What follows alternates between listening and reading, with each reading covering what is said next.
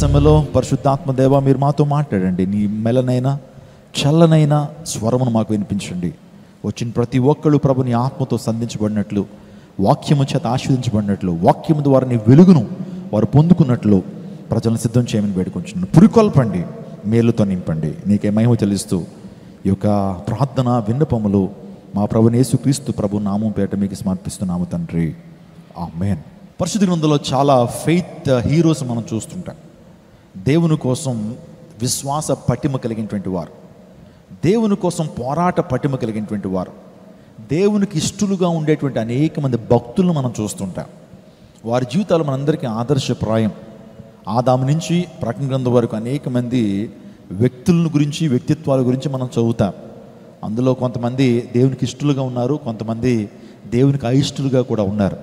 కొంతమంది దేవునికి ప్రియంగా ఉండి దేవునికి మహిమ తెచ్చేటువంటి బిడ్డలుగా ఉన్నారు. మరి కొంతమంది దేవునికి అవమానాన్ని తెచ్చేటువంటి బిడ్డలుగా కూడా మనకు కనబడుతూ ఉంటారు. మనం జాగ్రత్తగా పరిశుద్ధ గ్రంథ లేఖనాల్లో కొంతమంది చూస్తున్నప్పుడు నయోమి అంత దుర్భరమైన స్థితికి వెళ్ళటానికి ఎవరు కారణం? దేవుడు కారణమా, లేకపోతే మనుషుల కారణమా? తన తీసుకున్న తప్పుడు ఎంపికే, తప్పుడు నిర్ణయమే. బెత్లెహేము గృహంలో, అంటే రొట్టెల గృహంలో ఉండాల్సిన ఆమె కరువు వచ్చిందండి. ఉంటుంది, 2-3 నెలలు ఉంటుంది, కరువు ఉంటుంది. ఆగలేదా? ఆ బెత్లెహేము గృహాన్ని విడిచిపెట్టింది. సమస్య వచ్చింది, వెంటనే దేవుని యొక్క సన్నిధి నుంచి బయటికి వెళ్ళిపోద్దా? కరువు వచ్చింది బెత్లెహేములో, నిజమే, మనం కూడా ఒప్పుకోవాలి. సో కరువు రాగానే తన ప్రాంతాన్ని విడిచిపెట్టేసి, సమస్య రాగానే ప్రాంతాన్ని విడిచిపెట్టేసి ఆ మోయాబు దేశానికి వెళ్ళిపోయి లోకంలో కలిసిపోతే నష్టపోతే ఎవరిననాలి? మోయాబు దేశానికి వెళ్ళింది. మోయాబు ఏమన్నా మంచిదా? మోయాబు దేశం ఏదన్నా సరే ఆశీర్వాదకరమైనటువంటి ప్రాంతమా? మోయాబు అనేది దైవ సన్నిధి ఉండేటువంటి ప్రాంతమా? దేవుడు సంచరించేటువంటి ప్రాంతాలు అవి కాదు. మోయాబు లోకానికి సాదృశ్యము, మోయాబు భయంకరమైన పాపానికి సాదృశ్యము, శరీరాశులకు, నేత్రాశులకు, అక్రమైనటువంటి జీవితానికి అది సాదృశ్యంగా ఉంటే అటువంటి దేశానికి వెళ్ళి దీవెన పొందాలనుకుంది.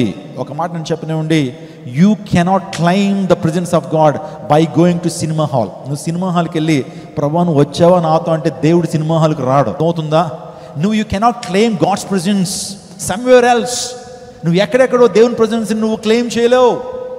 అసభ్యకరమైనటువంటి ప్రాంతాలకు వెళ్ళి ప్రభు నువ్వు నాతో ఉన్నావు కదా, ఐ క్లెయిమ్ ద ప్రెజెన్స్ అంటే కనుక దేవుడు అంటాడు నేను అక్కడ రానంటాడు. వ్యర్థమైనటువంటి భయంకరమైన స్థలాలకు వెళ్ళి ప్రభు నాతో ఉన్నావు కదా, నువ్వు నాతో ఉన్నావు కదా అని అంటే, ఓరి పిచ్చోడ నేను నీతో ఉండను, ఈ ప్రాంతంలో నా సన్నిధికి వచ్చినట్లయితే, నా సన్నిధిలో నువ్వు ఉన్నప్పుడు నేను నీకు తోడుగా ఉంటాను. వ్యర్థమైనటువంటి పాప సంబంధమైనటువంటి ప్రాంతాలకు వెళ్ళి దేవుని సన్నిధి క్లెయిమ్ చేయక, అక్కడ దేవుడు అక్కడ నీకు సహాయం చేయడు.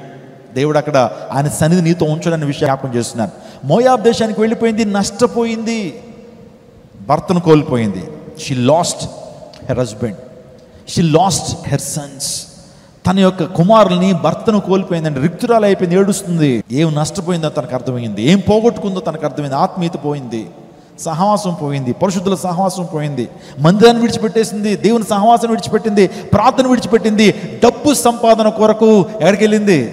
మోయాబు దేశానికి వెళ్ళింది, కోల్పోయింది. మరలా అనుకుంది, మరలా తిరిగి నా జీవితం కట్టబడాలి, తిరిగి నా ఆత్మీయ జీవితం తిరిగి కట్టబడాలనే ఉద్దేశంతో మరలా బెత్లెహేమునికి వచ్చింది. అందరూ అడుగుతున్నారు, ఏమన్నా నయోమి ఏదో సంపాదిస్తానన్నావు కదా, కోట్లు గడిస్తానన్నావు కదా, ఎంత సంపాదించావు, ఏం కూడగట్టావు, ఏది బంగారం ఏమైనా కూడగట్టావా, వెండిని కూడగట్టావా, పొలాలు భూములు ఆస్తులు కొన్నా, ఏమాత్రం సంపాదించావేంటి అని అంటుంటే ఆమెకి ఇరిటేషన్ వచ్చేస్తుంది. ఆమె ఏమీ సంపాదించలేదు, ఉన్నది కాస్త పోయింది తన జీవితంలో. అంటుంది, నన్నేమనొద్దు, నన్నేమనొద్దు, నయోమి అనొద్దు, నన్నేమనండి, మారా అని పిలవండి. చేదైపోయింది నా బ్రతుకు, చేదైపోయింది నీ జీవితం. ఒకవేళ నీ జీవితం కూడా చేదైపోయింది రాత్రికాల సమయంలో. నీ జీవితం కూడా ఒకప్పుడు మారాలా, ఒకప్పుడు నయోమిగా మధురంగా ఉండే నీ జీవితము మారాలా, మారిపోవడానికి కారణం కొన్ని సందర్భాల్లో మనమేమో. మన జీవితాలు చేదుగా మారిపోవడానికి మనం దేవునికి దూరంగా వెళ్ళిపోవడం వల్లనేమో. ఆలోచన చేస్తున్నావా? నా ప్రియ దేవుడు, నాకు what ever it may be, ఒకవేళ నేను నిందించడానికి అయితే ఈ ప్రాంతం లేను, కానీ మీ సమస్యకు పరిష్కారం ఇవ్వడానికి దేవాదేవుడు పరిశుద్ధాత్మ దేవుడు నన్ను ఈ ప్రాంతం నిలబెట్టాడు. మిమ్మల్ని నిందించి పంపించేయటం దేవునికి ఇష్టం కాదు, కానీ హెచ్చరించినటువంటి దేవుడు నీ సమస్యకు పరిష్కారం కూడా ప్రవహిస్తాడు. ప్రైజ్ గాడ్, హల్లెలూయా. పడిపోయిన ప్రాకారాలను తిరిగి కట్టగలిగినటువంటి దేవుడు ఆయన. నీ యొక్క స్థితిని మరలా తిరిగి బాగు చేయగలిగినటువంటి దేవుడు. ఏ నవ్వునైతే, ఏ ఆనందాన్ని అయితే కోల్పోయావో నీ జీవితంలో, మరలా అదే నవ్వు, అదే ఆనందం, అదే సంతోషాన్ని ప్రభువునికి ఇచ్చేటువంటి దేవుడు. నీ దుఃఖ దినాలు సమాప్తం చేసి నీ చీకటి నీ జీవితంలో పారద్రోలి గొప్ప వెలుగుగా యేసుక్రీస్తు ప్రభువారు నీ జీవితంలో ఉదయింప చేయటానికి, ఆయన ఉదయింపబడ్డానికి ఆయన కృప చూపుతున్నాడు. యాకోబు హారాల్లో ఉన్నప్పుడు పొద్దు గురుంకెను, కానీ ఎప్పుడైతే పెనూయేలు దగ్గరికి వచ్చినప్పుడు సూర్యోదయమైన, స్తోత్రం చెప్పండి హల్లెలూయా. పొద్దు గురుంకినటువంటి అనుభవాలు నీ జీవితంలో ఉన్నట్లయితే, చీకటి అయిపోయిందేమో జీవితం, గుర్తుపెట్టుకో, నీ జీవితంలో పెనూయేలు దగ్గరికి రా, దేవాదేవుడు నీ జీవితంలో సూర్యోదయాన్ని ఇస్తాడు. ప్రైజ్ గాడ్, హల్లెలూయా హల్లెలూయా. ఈరోజు నయోమి జీవితాన్ని మీ ముందు పెట్టాను. ఒకవేళ నీ జీవితం యొక్క ప్రాకారాలు కూడా కూలగొట్టాడేమో సాతానుడు, నీ యొక్క గుమ్మాల్ని సాతానుడు అగ్ని చేత కాల్చేసాడేమో, నీ ఆత్మీయతను టోటల్గా సమూలంగా నాశనం చేసేసాడేమో సాతానుడు, నీ కుటుంబాన్ని విచ్ఛిన్నం చేసేసి కుటుంబంలో సరైన శాంతి సమాధానం లేకుండా సాతానుడు నీ యొక్క ప్రాకారాలను కూలగొట్టేశాడేమో, ఒకవేళ నీ ఆస్తిని కోల్పోయి, నీ అంతస్తును కోల్పోయి ఎంతగానో విచారంతో ఒకవేళ ఉన్నట్లయితే, ఒకవేళ పడిపోయిన స్థితిలో ఒకవేళ ఉన్నట్లయితే, నీకు కుటుంబ ప్రాకారాల పడిపోయిన స్థితిలో ఒకవేళ నువ్వు ఉన్నట్లయితే, there is a good news from the centre. ఇక్కడి నుంచి ఒక గొప్ప గుడ్ న్యూస్ నీకు వస్తా ఉన్నాడు ప్రభు. నీ ప్రాకారం తిరిగి కట్టడానికి యేసయ్య సంసిద్ధుడు. హల్లెలూయా. పాడైపోయినటువంటి మానవ జీవితాన్ని బాగు చేయడానికి యేసయ్య ఆయన పొటెన్షియల్ కలిగినటువంటి వాడు, యేసయ్య అధికారం కలిగినటువంటి దేవుడు, యేసయ్య సామర్థ్యం కలిగినటువంటి దేవుడు, యేసయ్య శక్తి కలిగినటువంటి వాడు నిజం జ్ఞాపకం చేస్తున్నాను.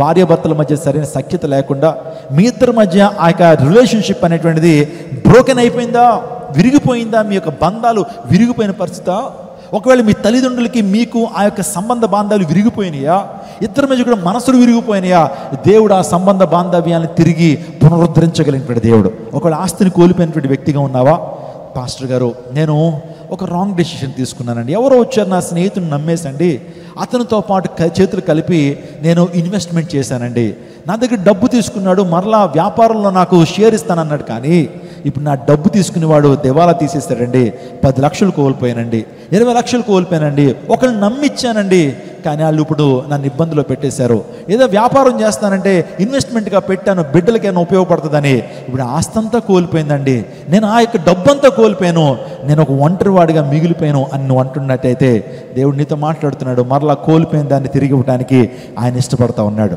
కోల్పోయిన ఆత్మీయత, కోల్పోయినటువంటి నీ జీవితంలో ఆస్తి, కోల్పోయినటువంటి అంతస్తు, కోల్పోయినటువంటి పేరు ప్రఖ్యాతులు, ఒకవేళ సాక్ష్యం కోల్పోయిన స్థితిలో ఉన్నావా, తీసుకున్న తప్పుడు నిర్ణయాలు బట్టి సాక్ష్యాన్ని కోల్పోయావా, 10 మందిలో సాక్ష్యాన్ని పోగొట్టుకున్న వ్యక్తి వల్ల ఉన్నావా, ఎక్కడైతే ఎక్కడైతే నీ సాక్ష్యం పోయిందో, ఎక్కడైతే నువ్వు ఓటమి చెందావో, ఎక్కడైతే ప్రజలు నిందించారో, ఎక్కడైతే ప్రజలు నిన్ను అవమానించారో, ప్రజలు ఎక్కడైతే నిన్ను నీ కుటుంబాన్ని ఏమంటే నడి రోడ్డు మీద వేసి నిన్ను అవమానించారో, ఏ ప్రాంతంలో నువ్వు అవమానించబడ్డావో మరలా ఏ ప్రాంతంలో దేవాదేవుడిని ఘనతనివ్వబోతున్నాడు. గట్టిగా చప్పలు కొడుతూ దేన్ని మహిమపరచండి. ఏ ప్రాంతంలో అయితే, ఏ యొక్క గ్రామంలో అయితే నీ తల దించబడిందో అదే గ్రామంలో నీ దేవుడు తల ఎత్తబోతున్నాడు. స్తోత్రం చెప్పండి హల్లెలూయా. సాధు సుందర్ సింగ్ గారు ఒక పట్టణానికి వెళ్ళాడు. ఆ పట్టణానికి వెళ్ళిన తర్వాత ఆ పట్టణానికి ఆనుకున్నటువంటి ఒక పల్లెటూరుకి వెళ్ళి దేవుని సువార్తను ప్రకటిస్తుంటే అక్కడ కొంతమంది క్రైస్తవ విరోధులు, క్రీస్తు సువార్తను నమ్మనటువంటి వారు, క్రీస్తుని ద్వేషించేటువంటి వారు సాధు సుందర్ సింగ్ అనే దేవుని సేవకుడిని ఒక చెట్టుకు కట్టి కొట్టడం ప్రారంభించారండి. ఆయన ఏ తప్పు చేయలేదు, ఏ కుటుంబాన్ని పాడు చేయలేదు, ఏ ఇద్దరి మధ్య గొడవలు సృష్టించలేదు. మారండి అయ్యా, మీ పాప జీవితాన్ని విడిచిపెట్టండి. వ్యభిచారులుగా ఉన్నారా, వ్యభిచారం నుంచి దేవుడు నేను విడిపించగలడు, మారండి.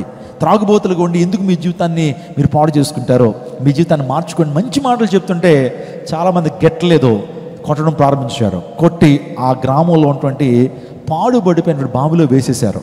పాడుబడిపోయిన బావులు, చాలా లోతైన బావిలో ఆయన వదిలేశారండి. అనుకున్నారు ఈ వ్యక్తి అక్కడే చచ్చిపోతాడు, ఒకవేళ పడేయటంతోనే ఆ రిబ్స్ విరిగిపోతాయి, ఎముకలు విరిగిపోతాయి, చచ్చిపోతాడని అనుకున్నారు. కానీ ఆ బావిలో సజీవంగానే సాధు సుందర్ సింగ్ ఉన్నాడు. దేవాదేవుడు తన హస్తాన్ని ఇలా ఆ బావి కింద ఇలా పెట్టడం ద్వారా నిజంగా అతనికి ఏమీ అపాయం జరగలేదు. పైపెచ్చు బాగా కొట్టారేమో, స్పృహ తప్పి పడిపోయాడు, అన్కాన్షియస్ స్టేట్లోకి వెళ్ళిపోయాడు. అర్ధరాత్రి ఒక్కసారి ఇలా కళ్ళు తెరిచి చూశాడు, చిమ్మ చీకటి, కళ్ళు ఇలా పొడుచుకుని చూస్తున్నా సరే ఏం కనపట్టలేదు. ఆ సమయంలో ఏమంటే ప్రక్కన కొన్ని విష సర్పాలు తిరుగుతూ ఉన్నాయి, పాములు కనబడుతున్నాయి, తేళ్లు కనబడుతూ ఉన్నాయి, అస్థిపంజరాలు కనబడుతున్నాయి, భయంకర దుర్వాసన.